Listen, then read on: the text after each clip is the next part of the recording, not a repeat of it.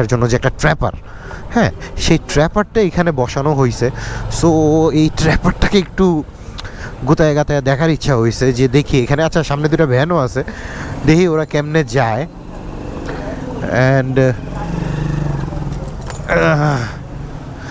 এ মামা, এন দিয়ে গেলে নাকি ওই ফুটো হয়ে জায়গা চাক্কা? হ্যাঁ, ফুটো হয় না?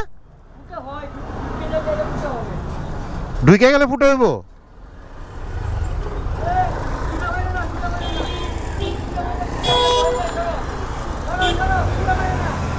হুম, এই ওনাদের টেকনিকে ওরা বেড়ে গেছে। কাটতে হইব অ্যাঙ্গেল? আচ্ছা, প্রাইভেট কাটতে যা লোক, তারপরে তুমি অ্যাঙ্গেল কাটতো? হ্যাঁ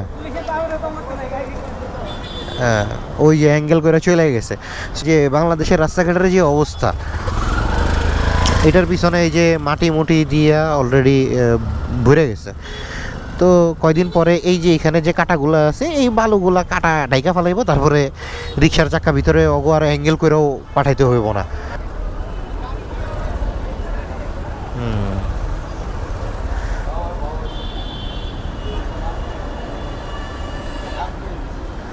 আচ্ছা, চাচা বলতেছে এখানে নামতে হইব।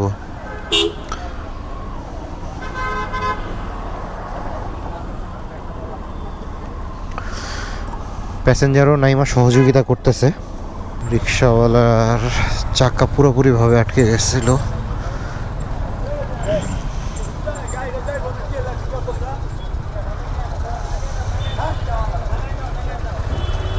আরেকজন সহৃদয়বান ব্যক্তি, নাকি সুহৃদয়বান ব্যক্তি, ও আচ্ছা, আমি তো পার হয়ে গেলাম।